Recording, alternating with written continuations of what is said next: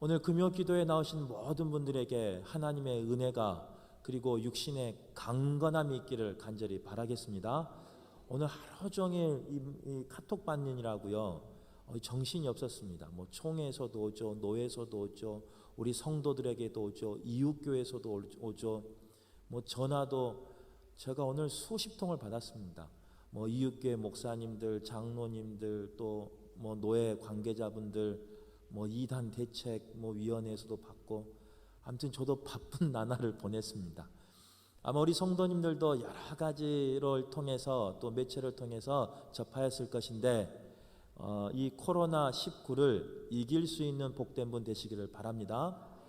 그리고 들어올 때 마스크를 쓰다가 예배 시작하니까 마스크를 좀 벗으신 분도 계시는데 괜찮습니다. 마스크 쓰고 예배 드리셔도 아무 이상 없고, 하나님은 우리의 마음의 중심을 받으신 분이기에 혹 불편하신 분들은 쓰고 예배 드리셔도 전혀 무관합니다. 그리고 저는 마스크 쓰고 있는 것도 예뻐 보이니까요, 우리 성도님들은 편하게 예배하시고, 특별히 기도하실 것은 이 코로나19 때문에 예배가 많이 못 드려지고 있어요. 이제 가까운 순천까지는 지금 새벽 예배, 주일 오후 예배까지 안 드리는 교회가 속출되고 있고, 또 총회에서 그렇게 공고하고 있어서 아직까지는 저희가 예배 드리지만 하여튼 예배가 못 드려지는 일 없도록 하나님께서 빨리 막아주시기를 위해서 기도해 주시기를 바라겠습니다. 오늘 말씀은 우리가 너무나 잘 아는 말씀이에요. 뭐 성경은 다 아는 말씀이죠. 모르는 말씀이 없죠. 특별히 오늘 요한복음 13장 21절에서 30절까지의 말씀은 공관복음에 다 기록된 말씀입니다. 공관복음은 사복음서에 다 기록된 말씀이에요. 이 사복음서는 마태, 마가, 누가, 요한 이렇게 사복음서를 말해요. 이 사복음서에 동일하게 기록된 말씀입니다. 이 사복음서에 기록된 말씀은 어떤 말씀이냐? 바로 가룟 유다가 예수님의 12 제자 중에 한 사람이었습니다. 그런데 이 가룟 유다가 마지막 때 예수님을 팔아 넘기는 사람으로 쓰임 받는다는 거예요. 오늘 이 사건을 통해서, 이 이야기를 통해서 과연 오늘 이 시대를 사는 우리에게 주님은 무엇을 말씀하고 계신지 우리 성도님들이나 저나 깨달아 알기를 바라고 결단하여 살아가는 복된 분들 되시기를 바라겠습니다. 첫 번째로 오늘 이 말씀 가운데요, 우리가 기억해야 될 것은 21절의 말씀에 보면 예수께서 이 말씀을 하시고 심령이 괴로워 증언하여 이르시되, 이렇게 말하고 있는 걸 볼 수 있어요.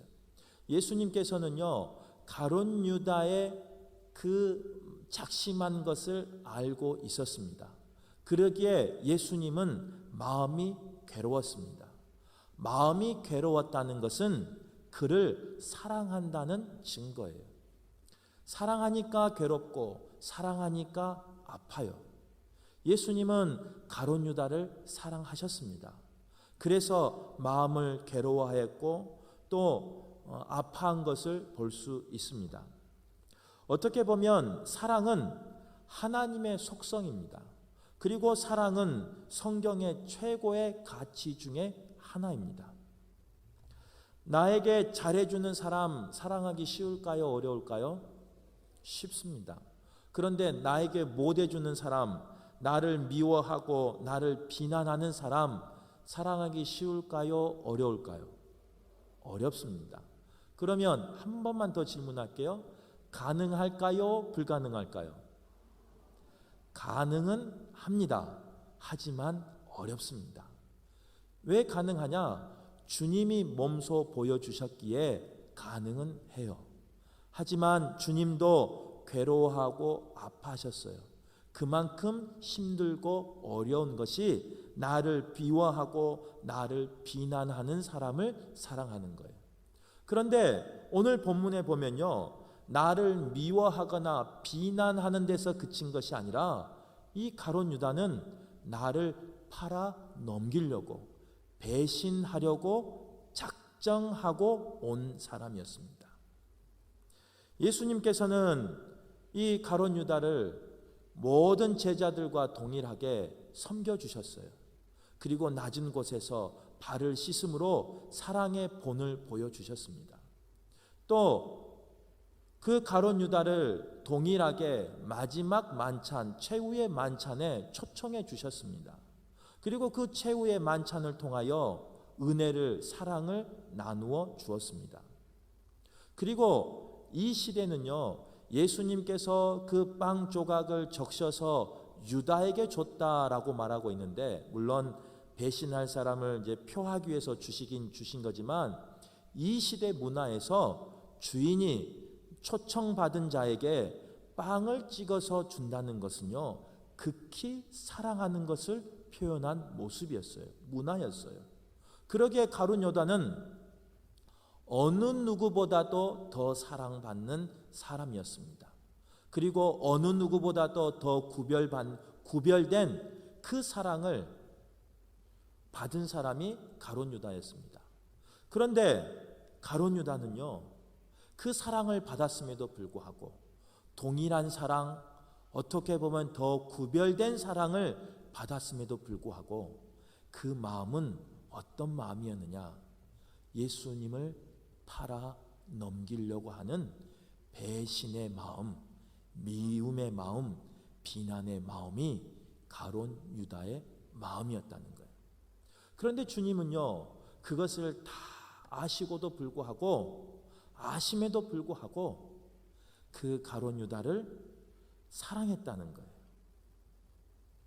오늘 이 사건을 통해서 우리의 사랑, 우리라고 할 필요도 없어요. 나의 사랑의 범위에 대해서, 나의 사랑의 대상에 대해서 점검해 볼 수 있기를 바라겠습니다. 주님처럼 나를 배신하고 나를 비난하고 두 마음을 품는 그 원수까지 사랑할 때 하나님의 나라가 임하는 겁니다. 그런데 과연 우리는 나를 비난하고 나를 미워하고 나를 배신할 그 사람을 알고 있다면 사랑할 수 있겠습니까?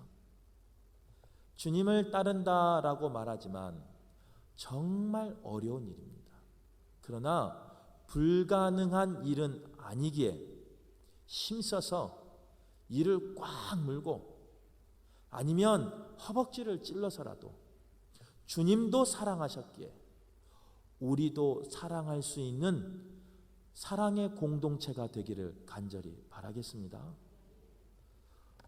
원수까지도 사랑하는데, 나를 팔아넘길 배신자까지 사랑하는데, 나와 색깔이 조금 틀리다고 사랑을 못할 이유가 있겠습니까?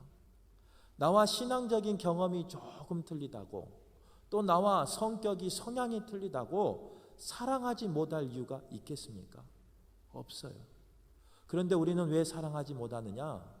바로 주님이 보여주신 그 사랑의 본을 망각하기 때문에 그렇습니다. 잊어버리기 때문에 그렇습니다. 바라옵기는 사랑이 필요할 때 그 주의 사랑의 본이 생각나시기를 바라겠습니다. 그래서 어렵지만 주님이 걸어가신 그 길을 따라 걸어가는 그런 성도들 되기를 간절히 바라겠습니다. 한번 물어볼게요. 이렇게 말씀을 전하고 아멘하고 화답했는데, 만약에 제가 코로나19에 걸렸어요. 어떻게 해야 될까요? 참이 난감한 이야기예요. 뭐라고요? 격리시켜야 된다고. 그건 저를 위해서 격리시키는 거죠? 네, 감사합니다. 맞아요.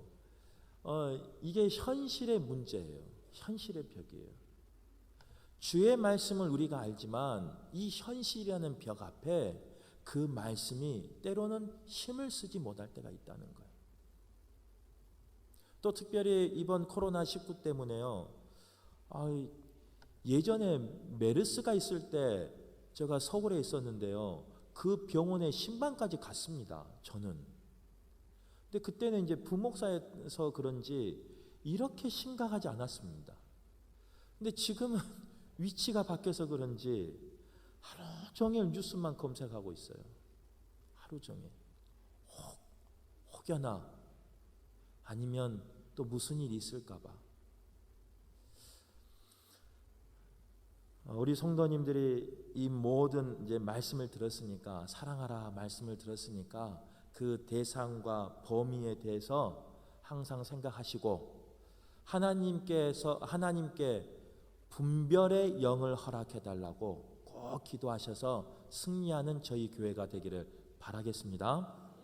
걸리면 큰일 나겠네요. 이 격리가 돼서.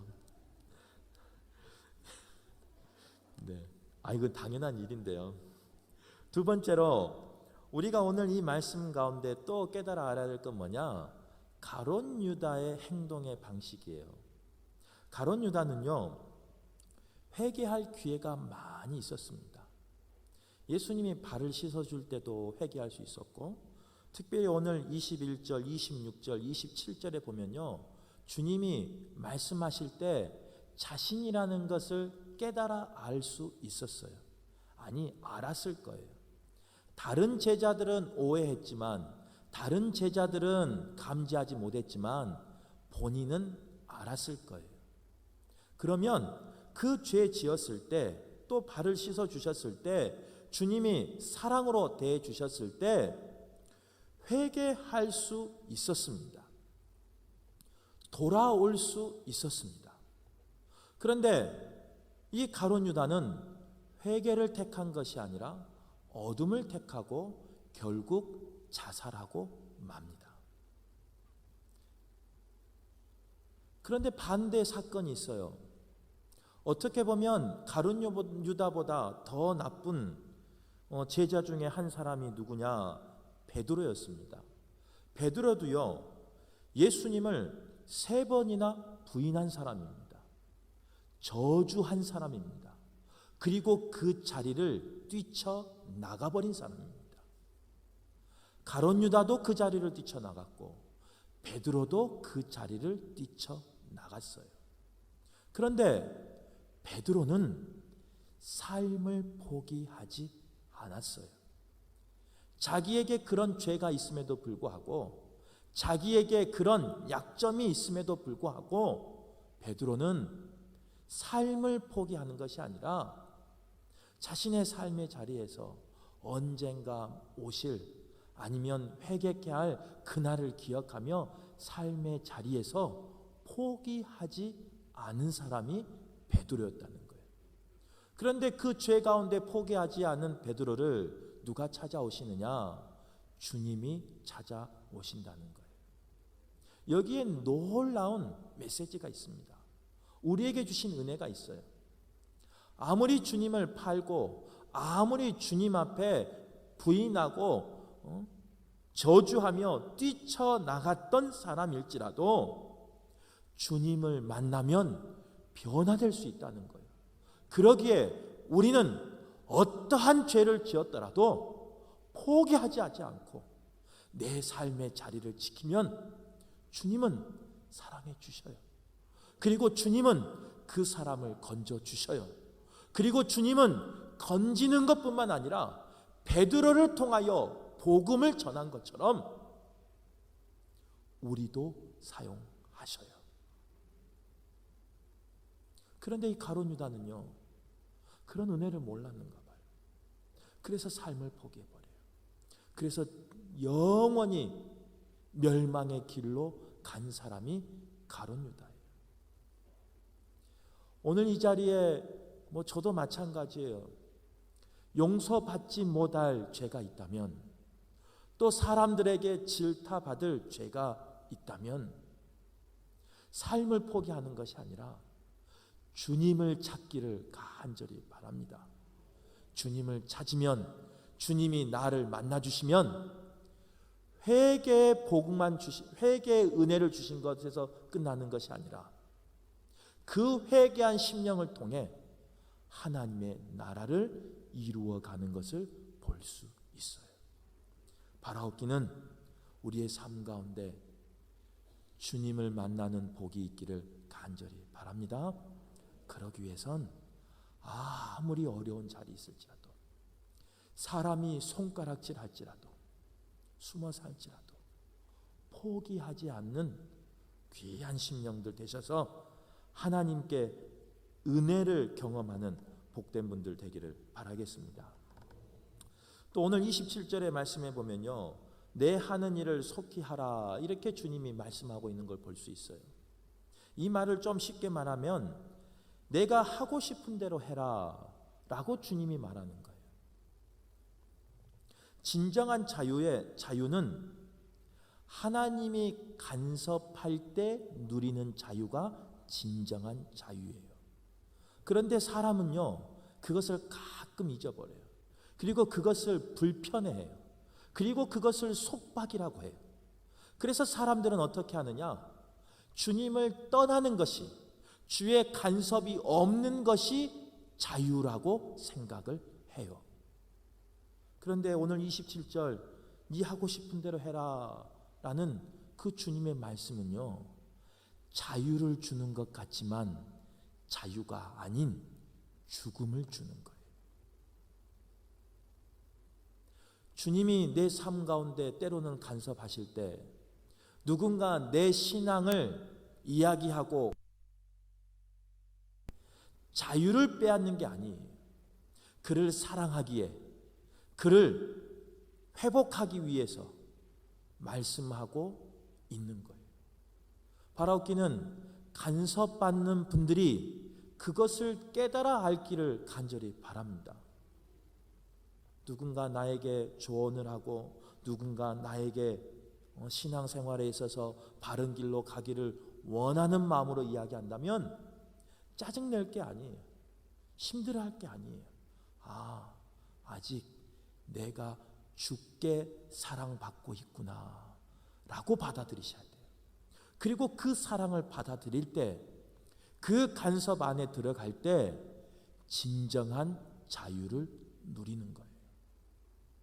오늘 여기 계신 모든 분들이 주님 앞에 이런 소리 안 들었으면 좋겠어요. 네 하고 싶은 대로 해라, 이런 말을 안 들었으면 좋겠어요. 힘들어도 내 삶을 간섭하시고 내 삶 가운데 섭리해 주시는, 어떻게 보면 나의 자유를 빼앗는 것 같은 그런 속박일지라도 주님이 간섭해 주는 것이 참 자유라는 것을, 참 복이라는 것을 기억하고 사는 우리 금호교회 성도들 되시기를 간절히 바랍니다. 그 간섭이 없는 가룟 유다는요, 뛰쳐나가 버렸어요. 기다리는 것은 밤이었어요. 물론 이것은 시간적으로 밤이다라고 생각할 수 있지만 영적으로 해석하면 밤이었어요. 사단이 활동하는 밤이었다는 거예요. 최후 만찬을 하고 있었던 그곳은 아마 밤이었지만 환한 곳이었을 겁니다. 빛이 있는 곳이었을 겁니다. 그러나 이 가룟 유다는 밤을 택하여 버려요. 우리 삶 가운데 절대로 밤을 택하는 일이 없는 구별된 성도들 되기를 바라겠습니다. 오늘 이 말씀 가운데 우리가 꼭 기억하고 넘어가기를 바라요. 하나님이 나를 간섭하실 때, 나에게 누군가를 통해서 말씀하실 때 속히 돌아오시는 축복의 사람 되기를 간절히 바라겠습니다. 그래서 가룟 유다가 걸었던 그 사망의 길이 우리의 길이 안 되기를 간절히 소망하겠습니다.